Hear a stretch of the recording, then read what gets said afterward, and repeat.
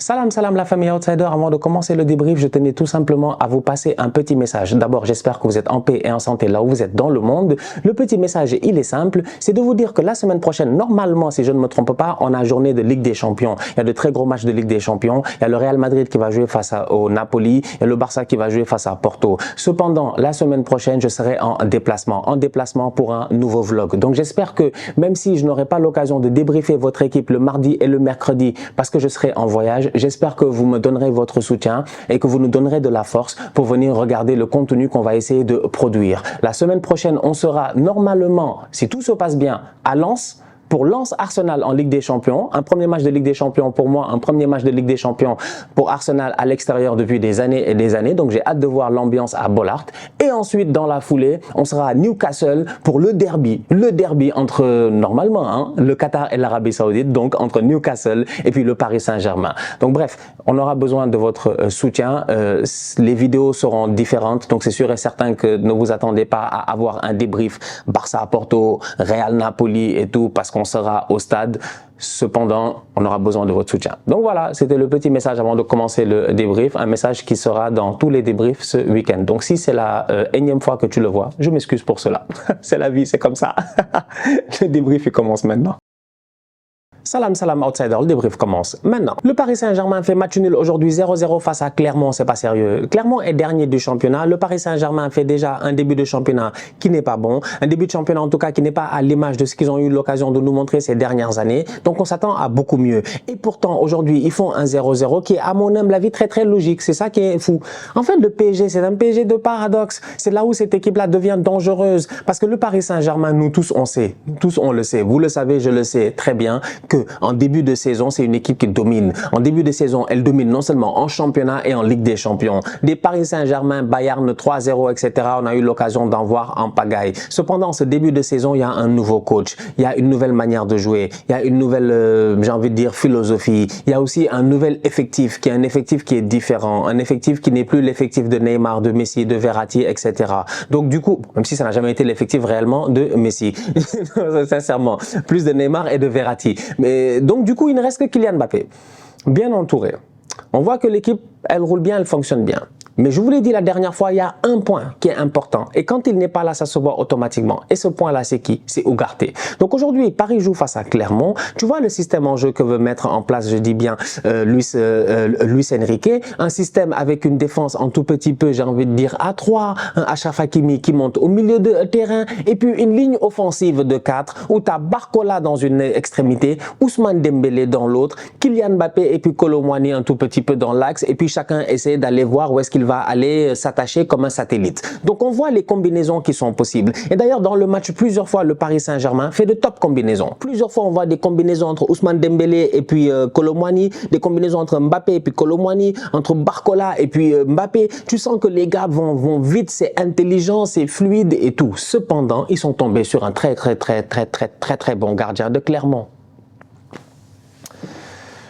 Ah ouais, ils sont tombés sur un bon gardien de Clermont, ce qui relance le débat du gardien de but en équipe nationale du Sénégal. Ce qui n'intéresse absolument pas les fans du Paris Saint-Germain, ça ne les intéresse pas. C'est une parenthèse là que je vais ouvrir qui ne les intéresse pas. Mais nous en ce moment au Sénégal, on a un problème de gardien de but. Notre gardien s'appelait Edouard Mendy. Jusqu'à présent, il s'appelle Edouard Mendy. Top gardien de but, il n'y a rien à dire. Il n'y a même pas 3 ans, il était pris Lev Yachine, meilleur gardien au monde. Edouard Mendy a fait des choses extraordinaires et il y a eu une ascension fulgurante à Chelsea. Nous tous, on est d'accord. Cependant, à un moment donné, ça a été compliqué. Ça a été compliqué. Il a été blessé, il a perdu sa place. Mais il a quand même été champion d'Afrique. On s'est qualifié en Coupe du Monde. T'as un Edouard Mendy qui, en équipe nationale, est presque intouchable. Mais en club, il perd sa place petit à petit jusqu'à ce que finalement, il se retrouve en Arabie Saoudite. On a eu l'occasion, en tout cas moi j'ai eu l'occasion de regarder le match de la semaine passée. Je pense qu'ils ont joué vendredi passé, mais il a pris des buts.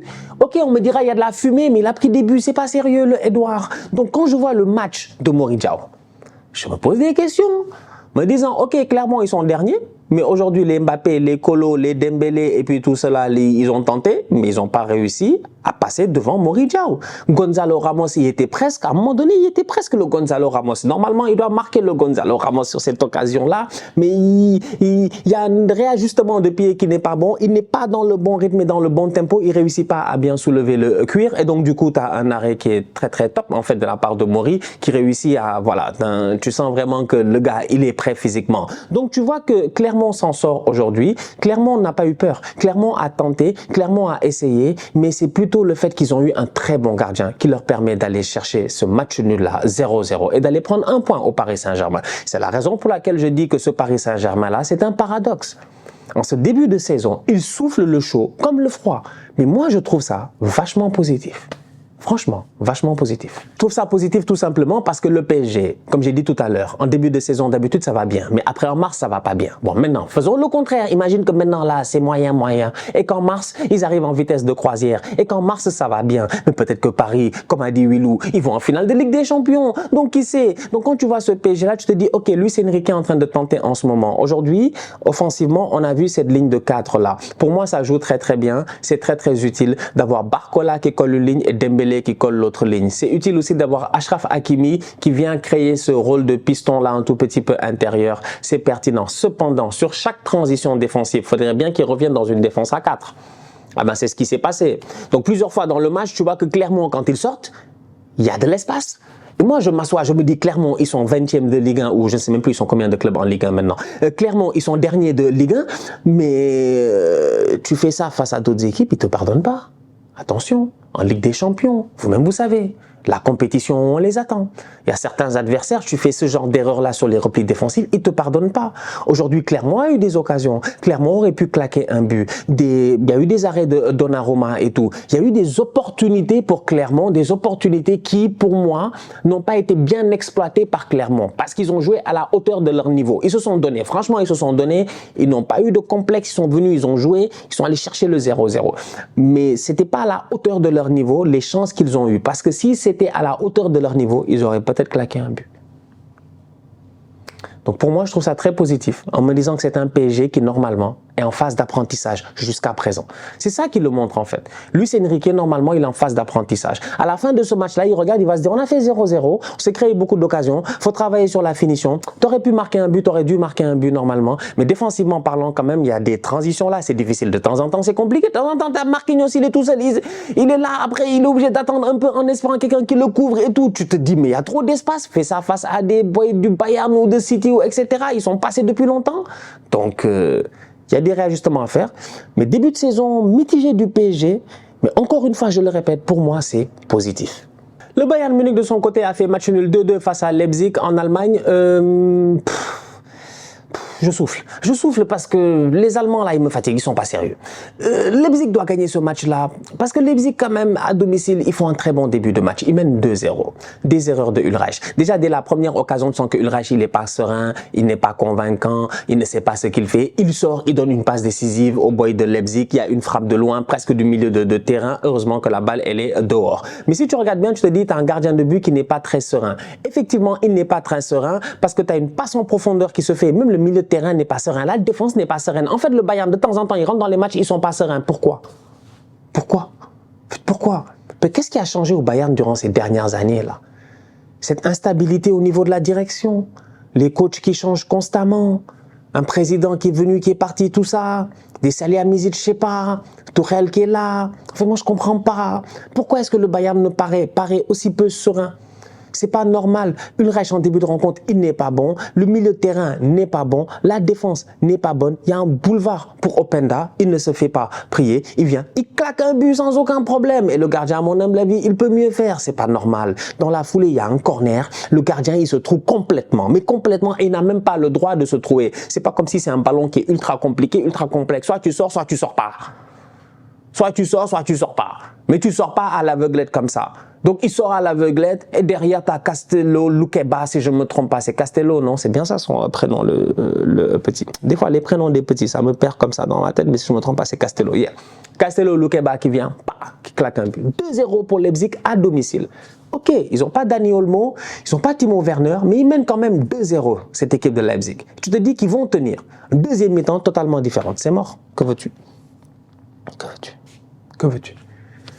Que veux-tu? Deuxième mi-temps totalement différente. Leroy Sané sorti de nulle part, mais écoute, ça a été difficile avec Sadio. On va laisser passer, on va laisser couler. Mais Leroy Sané, il te fait un match, franchement, il est dangereux.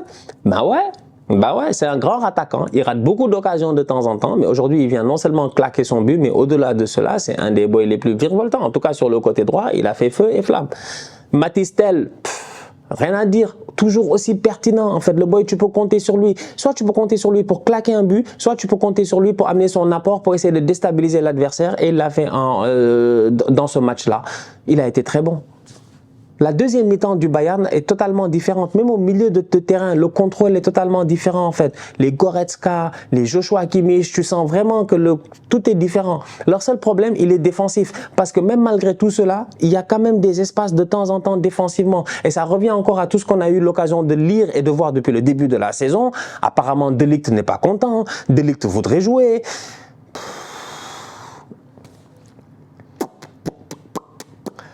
Je sais pas.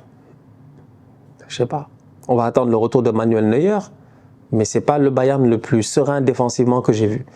Normalement, en fin de rencontre, sur une superbe ouverture de Xavi Simons, l'attaquant de Leipzig, il doit marquer.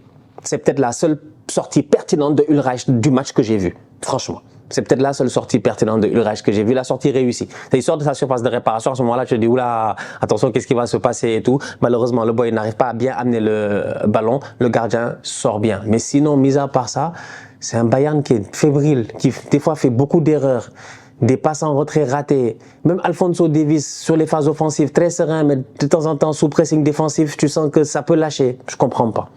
Donc voilà. Match nul 2-2. C'est pour cela qu'à la fin, j'ai dit que Leipzig, ils ne se gèrent pas. Parce que pour moi, Leipzig, ils avaient fait le plus dur dans ce match-là. C'était mener au score face au Bayern. Et après, tu as un penalty. Et après, tu as Leroy Sané. Et après, ça finit 2-2. Et encore une fois, ça sera comme ça. Et en fin de saison, sur un malentendu, ils vont encore être champions. En fait, ils sont difficilement battables, ces Bavarois-là. Ça aussi, c'est à saluer. Leur mental est fort. Leur mental est fort. On dit que oui, c'est vrai, c'est eux qui dominent le championnat allemand. Cette année, c'est surprenant. Tu as Leverkusen qui est devant. C'est bien, ça joue bien. Ils ont encore gagné ce week-end 3-0. Tu as Stuttgart. On ne sait pas ce qu'ils font là parce que Stuttgart, l'année passée, ils n'étaient pas relégables. Ils étaient en train de se battre pour pas aller en deuxième division. Stuttgart, ils ont échappé là. Ils sont là tranquilles, deuxième. Donc, le championnat a l'air beaucoup plus équilibré. Mais c'est juste dommage que ces équipes-là, que ce soit Leipzig ou Dortmund depuis le début de la saison, même si Leipzig a gagné la Supercoupe, mais là en championnat, ils devaient faire mieux. Là, ils devaient aller chercher ces 3 points-là. Ils ne l'ont pas fait, donc bien joué de la part du Bayern pour ce match nul à l'extérieur. Harry Kane a déjà 8 buts en Bundesliga. Attention à lui, il va sûrement peut-être... Attention, parce que là, cette année, Harry Kane, c'est parti sur les statistiques peut-être souliers d'or européens. En tout cas, c'est sûr et certain, meilleur buteur en Bundesliga, en concurrence avec, bien entendu, Guirassy et puis bien entendu, Boniface. Cependant, il est quand même dans une équipe du Bayern qui est un rouleau compresseur en Allemagne. Donc du coup, un Harry Kane qui en plus frappe les pénaltys. Donc là, il est à 8 buts, 3 pénaltys marqués. Il se gère, il n'y a pas de problème. Franchement, il fait le travail, c'est un grand joueur. Je pense que c'est important de le dire encore une fois. Il est arrivé automatiquement, il a réussi à s'imposer dans cette équipe-là, à avoir le respect de ses coéquipiers et au-delà de cela, à performer à la hauteur qu'il performait à Tottenham. En fait, il n'y a pas de gros changements. J'ai l'impression chaque week-end, c'est comme si tu voyais le Harry Kane de Tottenham que tu revois au Bayern. Il n'y a pas une baisse de niveau, il n'y a absolument rien qui a changé. C'est le même joueur, toujours aussi pertinent, toujours aussi dangereux. Donc, bien joué.